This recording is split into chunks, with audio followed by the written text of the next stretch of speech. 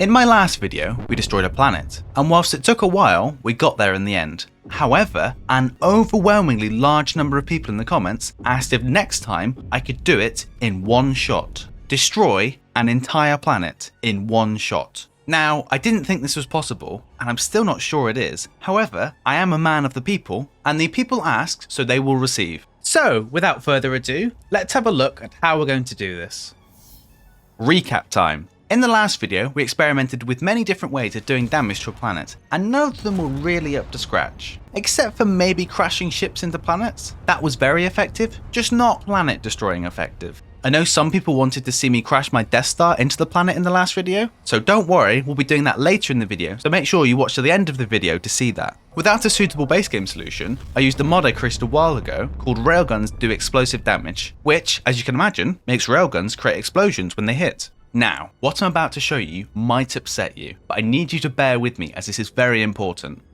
Cringe, not code, gross, get that out of my face. See, I told you it would be upsetting. Now, don't worry, I know many of you are allergic to programming in code, so I promise we won't dwell on it for too long. We're only interested in two numbers on this page, that being missile explosion radius and missile explosion damage. My mod currently sets the explosion radius of a railgun to 250 meters, I guess? I don't actually know, but it'd be good to find out in this video. As you can see below, the base game railgun has an explosive radius of 1. The only weapon in the game that damages terrain by default has an explosive radius of 4. The second number, explosion damage, is set in my mod by default to 10,000. The default railgun has 0 explosion damage, and the missile, again the only weapon in the game that can damage terrain, has an explosion damage of 500. Increasing the explosion radius, explosion damage, or both should eventually allow us to destroy a planet in one hit, if that's even possible. And if not, it will certainly make a very impressive explosion. However, there are two problems we need to discuss. If I fire Starkiller Base by itself, you'll see that the damage doesn't happen straight away. In fact, I'm pretty sure I can complete this entire section of the video before the damage actually happens. When something very performance intensive is happening in Space Engineers, the game slows down time to accommodate this. If I open up the debug menu, it allows us to see the simulation speed, and here you can see that the game is running at about 0.2 or 20% of the normal game speed. This means it can take a while to register the explosions from the railguns, so as part of this, I not only need to find a way to do the most damage possible, we also need to find a way to do it in the fastest way possible. So, I thought of a very easy solution to this, and that's quite simply, use less railguns. I'd imagine using one railgun that creates one big explosion would generate less lag than Starkiller Base and its 400 railguns and thus 400 explosions. I'd imagine each explosion needs to be calculated independently, so in theory, generating one big explosion, the size of those 400 individual explosions, should take a lot less time to calculate and won't set my CPU on fire. But we will need to test if that's the case. However, speaking of the CPU being on fire, as I mentioned, we have two problems. What you're seeing right now is the real world. Woo! Look, finger reveal. This is a thermometer that shows the current temperature of my office. For Americans that can't read the correct temperature format, basically, if this number here is above 22, it's already too hot. And as you can see, it's almost 28 degrees. It's currently very warm in the UK, and doing things that'll set my CPU on fire, like, I don't know, blowing up an entire planet, may start to raise the temperature a little. So the question is, which will happen first? Me destroying a planet in one shot, or me dying of heat stroke? Let's find out. And I tell you what, if risking my life for your entertainment isn't worth a like on this video and a subscription to this channel, I really don't know what is. Now, on to the tests. The first thing we need to do is ascertain which of these numbers, explosion radius and explosive damage, we need to raise in order to make the explosion's crater bigger, obviously with the aim of making the crater the size of a planet. So, I will start by setting both the missile explosion radius and the missile explosion damage of the railgun to that of the missile launcher, and slowly raising either the radius or the damage to see what effect it has. In order to work out what these settings are changing, we're measuring the radius of the crater the explosion creates, the depth of the crater the explosion creates, and how long it takes to appear in game. So, with that said, let's start with a radius of 4 and a damage of 500. So 3, 2, 1, fire. So we have a tiny little crater. So we go over here and we do /GPS, and then we come over here. We can see that it's roughly 3.5 meters. And what I've done is I've created a nice little spreadsheet to track all of this. So we're going to say the destruction happened almost immediately. So we're going to put 0 in. The crater width is 3.5 meters. The crater depth will go to the bottom of the crater. We'll do /GPS again. That creates a marker here. And then we're going to fly up to roughly in line with the ground. So what I'll do is I'll just mash my face against the ground and go forward. And we can see that is roughly 3.5 as well. And just for anyone curious, the temperature has now crossed to 21.8 degrees. Right, so that's all done. So let's double the radius of the explosion to 8 and keep the damage at 500. So firing in 3, 2, 1. Right, so this is definitely a bigger explosion. So let's do what we did last time, get to the edge and do /GPS. And we see that the radius is around 6.5. Time to destruction was once again 0. Let's go down to the bottom of the crater, do /GPS. Fly up, mash our face into the ground, and fly over to the middle of the crater, and that seems to be 4.4. We've also only gone up 0.1 degree, which is nice. So let's next change the radius to 16, and again keeping the damage at 500. Here we go, 3, 2, 1.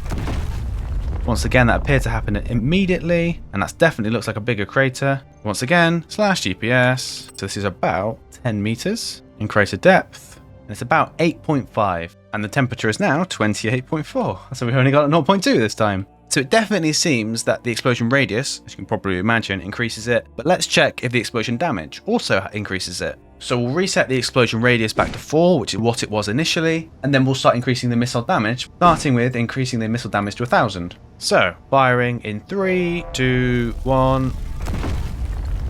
Ooh, so that's definitely smaller, but it was definitely also instant. So once again, get down to the edge, /GPS. Over to here, it's 3.5, and we've seen that number before. Let's have a look at the depth, and it seems to be roughly be 2.5. So 2.5, which is smaller than crater depth actually, but that could just be, I don't know, there's an RNG with explosion sizes. And our temperature is 28.5, for those who are curious. Now we're going to increase the explosion damage to 2,000. Firing in 3, 2, 1. That once again appeared to be instant. Oh, is that slightly bigger? It is bigger. Interesting. 4.2 that appears to be. Crater depth is 2.4, so it's actually less than last time, which is interesting. Again, this 4.2, I'm wondering if there's a variance on the size of explosions. Maybe the angle I hit made a different size. And the temperature is still 28.5. Woo, maybe we won't get any hotter. And finally, the final test of this, unless the results are inconclusive, they don't look like they are so far. Explosion radius will be 4, and explosion damage will be 4,000. So firing, 3, 2, 1. I think we can draw on a conclusion here. 4.1, and the depth is 2.8. And finally, we have the temperature, which is 28.8, which is, it is still going up. So, conclusions. It appears that explosive damage has little to no effect on the size of the explosion and thus the size of the crater created by the railgun shots. And explosion radius seems to have a pretty much 1-to-1 correlation with the size of the crater generated after the explosion. So it seems the setting to mod on the railgun is explosion radius. It seems there is some variance in the size of the explosions, but roughly, as we doubled the explosion radius, we got about double the size of the crater that was generated afterwards. So, now that we've ascertained which settings we need to modify on the railgun, we next need to work out whether it's better to use more railguns or less railguns.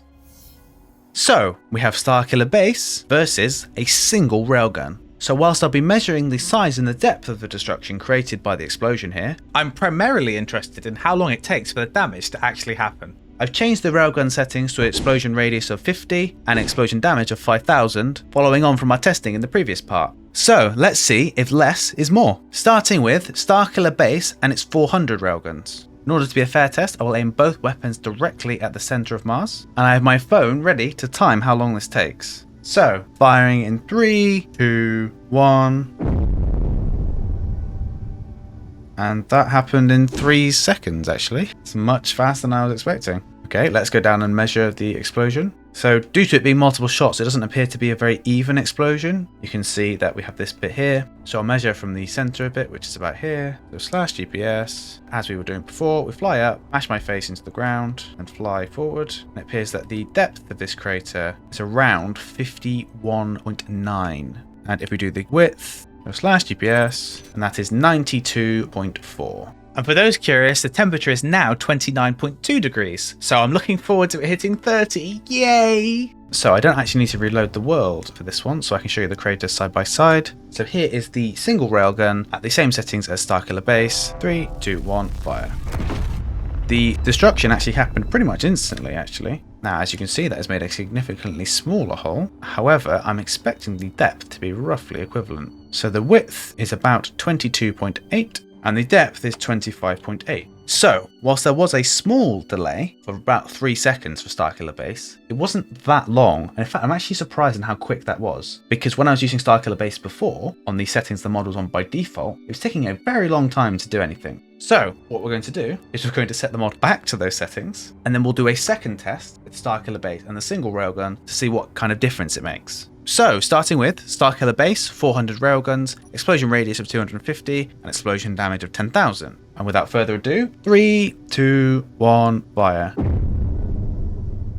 As you can see in the top left, the sim speed has dropped, and our crater hasn't been generated yet. So when our sim speed gets back to 1, we'll see the crater generate anyway, but oh, there you go. So that took 18.82 seconds. So let's get down there. So this is a radius of 180.9. And the depth appears to be roughly 163.6. And by roughly, I mean that's exactly what it is. The temperature is now 29.4. So last time Starkiller Base took 3.2 seconds to generate the damage, and our single railgun took 0. And the single railgun happened pretty much instantly. So now Starkiller Base with the increased values has taken 18.8 seconds. So let's see how the single railgun now fares. So 3, 2, 1, fire.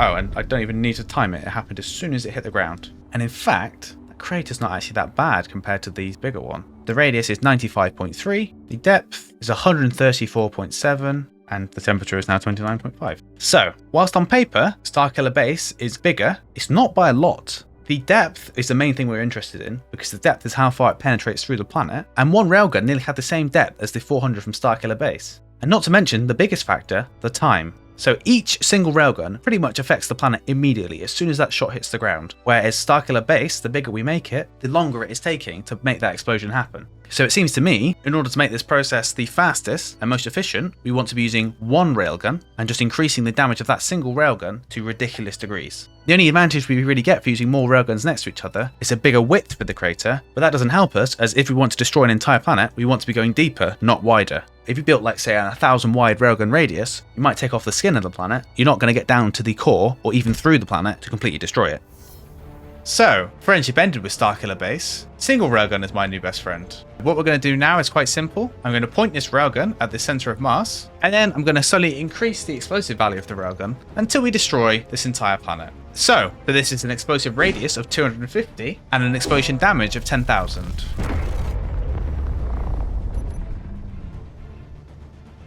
There you go, it's now hit, and just like that, we have our explosion. I'm pretty confident we've already done this test before, but I'm more than happy to put the information in the table again, just to prove that our method so far is correct. As we have been doing all this time, /GPS, place a waypoint on my feet, I fly over to the other side of the crater, and land and get roughly the opposite side, which is about here, and that gives us 94.4. Go to the depth, we're expecting it to be around 130, do the good old face mash. We're slightly off the center, but 132, that's roughly right. And then finally, we're still around 30 degrees, although I don't think it's getting that much hotter at the moment. Right, so let's increase our explosive radius. I've now increased our explosive radius to 300. One thing we should actually work out at the end of this video is what that actual radius represents. Right, so let's point this at the center of the planet, and 3, 2, 1, fire. Oh, there was a bit of lag then. I didn't time it, but it wasn't that long. We'll say a second. So that's 115.4 for the radius, which is definitely bigger than last time. And the depth is roughly 150, so it's 150.6. So based on this, I'd assume that the explosion radius is actually the explosion diameter, as half of the explosion radius seems to be roughly half the depth of the crater. So the full width would be the diameter, and then half the width would be the radius. So misleading name? So in theory, let me work this out. We want to destroy a planet in one shot, or at least this planet. Your explosion radius would need to be 2,000? No, that would only destroy half the planet. It'd have to be 4,000. All right, let's start going up in bigger increments. I'm going to move the explosion radius to 400, and you may fire when ready. That took 6.4 seconds to register that. Judging what we've seen so far, this should have a depth of roughly 200 meters and a width of something. I'm not really sure how that adds up. So the width is 147.5 and the depth should be roughly, assuming we are correct, around 200. Oh, it's a little bit over 223. Oh, it is getting a lot hotter though. Right, let's bump it up another 100 to 500 explosion radius. Right, 3, 2, 1, fire. That's interesting. That's not registered the impact. It's definitely doing a knockback from an explosion. You'll see my camera gets juddered about and I can see inside my head, but it's not doing the voxel damage. Let me reload the game. Right, we're back. Get right up close and personal. That's not good. Okay, let me do some experimentation. Right, I have some good news and I have some bad news. The good news is I have found a way to destroy a planet in a single shot. The bad news is, it's not the way I've been testing the rest of the video. To put it simply, there seems to be some sort of inbuilt thing in Space Engineers that if there is an explosion over a certain size, it doesn't register it, but I can't seem to figure out what triggers that, because I managed to get it to do the 500 radius once, and I haven't been able to get it to do it since then. However, as I said, I have found another way of doing it, so let's take a look at that. So, there's a mod in the workshop that generates explosions in a way that doesn't use the default inbuilt explosion system. There is a tool in the game called voxel hands, which as you can see there's a box, capsule, blah blah blah, whatever, and there's a sphere, and if I go down to the planet and right click, you'll see that I'm able to delete voxels. So you can configure this, you can go up to a maximum size of 100. So if I now go back out, and if I project to voxel, this will now project to the voxel in front of me. You can actually see how big this is. If I right click, you'll see after a second, a section of the planet will disappear. So there is a mod on the workshop, as I said, that uses this to remove voxels from a planet, rather than using an explosion, which means it can bypass the maximum explosion threshold of the base game. What is that mod? Nukes. I'll say I don't like this mod for a reason I'll make clear in a minute, and I have used this mod in the past. I found it was quite buggy, and it is still quite buggy now, but it does achieve the purpose that we want. So I'm going to show you two of them, which is the nuclear missile launcher and the thermonuclear warhead. So if I place the missile launcher on our ship here, and I'll just go into here and I'll equip it. Oh, actually, never mind, you can't equip it. Don't know why. I'll just put shoot once on the hotbar. So now if I press 2, it should fire a nuke. And it's very impressive. However, in a second, you're going to be absolutely deafened, which is one of the reasons I don't like this mod. However, you will see this has made a sizable crater in the planet. Not as impressive as the craters we were making earlier, but it is definitely very impressive. We can also grab our thermonuclear warhead, place that here, go into here and just arm and detonate. Oh, and get absolutely deafened. Oh god, it is really loud. Anyway, as you can see, the crater this is generated, bear in mind this is the crater for the missile, is much bigger. So the advantage of these is that we can modify them like we can modify the railgun. These have mod configs that allow us to change the settings of them to make them bigger. So what I can do is I can go into the setting. Whoa there, past me. Did you forget that people are allergic to programming in code? You can't be showing that on screen. Oof, that was a close one. If future me hadn't stopped past me there, you wouldn't have been able to press the like and subscribe buttons below the video. And we can't be having that, can we? Anyway, all you need to know is that I'm setting the explosion radius of all the nukes to 3000, which from our testing is around what we need to destroy a planet in one shot. We should now, in theory, be able to take out the planet in one hit. I say in theory, but I know for a fact one of these things doesn't work, as I have already tested it. If I get our missile launcher, for whatever reason, the config settings don't affect this, and I don't know why. So if I get into the cockpit, equip it, have it shoot once, you'll see in a second, whilst it'll explode and deafen me again. And it is very impressive, I will say. The effects, oh, never mind, I'm deafened. The effects for this mod are absolutely awesome. But you can see the crater is still the same size, so, you know. However, if you go down to the surface, drop into our little crater here, I can confirm that it does work with the thermonuclear warhead. We'll place this down here. I'm actually going to put a countdown on now, as I don't want to be immediately deafened by it. So start timer, and we're going to fly away, and you'll see, in a very interesting manner, that this will destroy the planet. Now, you'll see it destroys it in an interesting...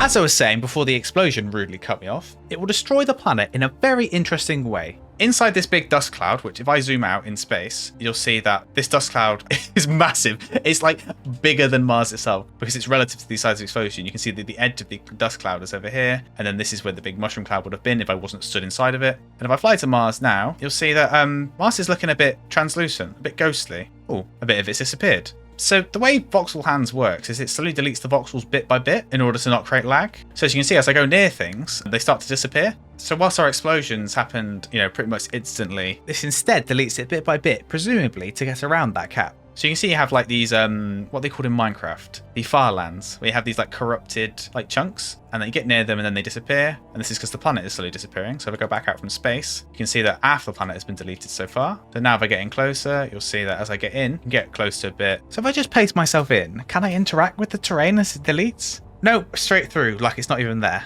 But it seems like the explosion has happened and the visuals of the game are just catching up. Although this is solid. Oh, no, I've fallen through. Okay, this definitely isn't solid. It does look really interesting, actually. It's a shame that the lighting thing in Space Engine is where it doesn't light inside of a planet, because I'm sure this would look really interesting to look at as it's slowly deleted. Whilst we're waiting for this to happen, I would like to say if someone can find a way to either lift that explosion cap or get around it, I would love to know, as I feel like it'd be much more satisfying to destroy the entire planet in one explosion, even if it did take ages. But I'm not going to fuss if no one does find this, as this does work, as you can see. And as I did destroy the planet, I guess that means you're obligated to destroy that like button and subscribe button below this video, right? Oh wait, I've just realized. Oh no. Oh no.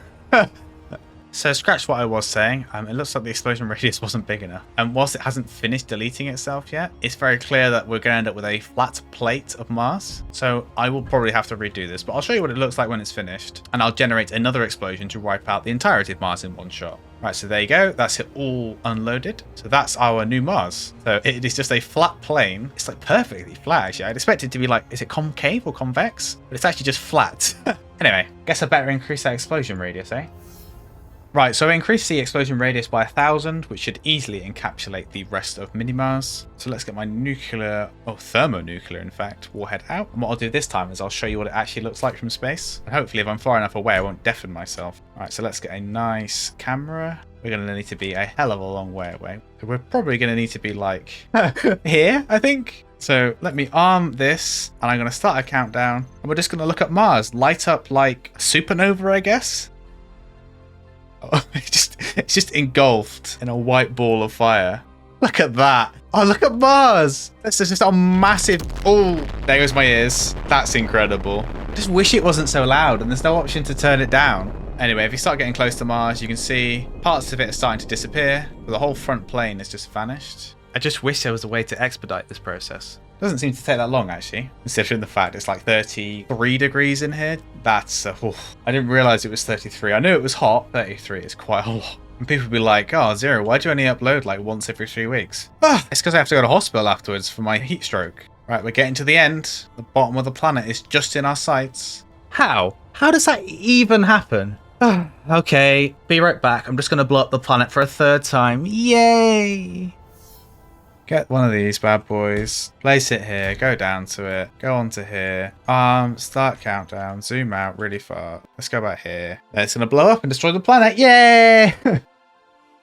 I do love that it engulfs it in like a white ball of fire, though. That is pretty cool. And then the big fire cloud comes out, and in a second, I get deafened. Now, little Zero is going to stand here and wait for the planet to disappear. Third time's the charm, am I right? Here we are, nearly at the end. Olympus Mons, probably the last thing standing of Mini-Mars. Could this be it? Could it finally be over? Just a bit of planet left? This isn't actually here? I don't believe in the lies of the Jedi. I think that's it. One shot, one kill, as promised. So as I promised at the beginning of the video, and multiple times since then, I will now, as many people requested, crash the Death Star into Mars for your enjoyment. And whilst that's all is happening, I'm just going to give a special thanks to my supporters, the Wildcat, QWERTY the Progregger, Amish917, Athaki, Summit, Tarantula Fudge, Pascal, Roland Red Sky, Death Valley Dave, and Darker Matter. The support from my supporters is very important as it helps keep the channel going when I can't make videos. If, for example, I have heat stroke from sitting in a boiling hot room whilst blowing up planets all day. If you too would like to support the channel, you can do so by clicking the links in descriptions, or you can like this video and subscribe to this channel for more Space Engineers content. I'm gonna be honest, I really don't know what you guys expected.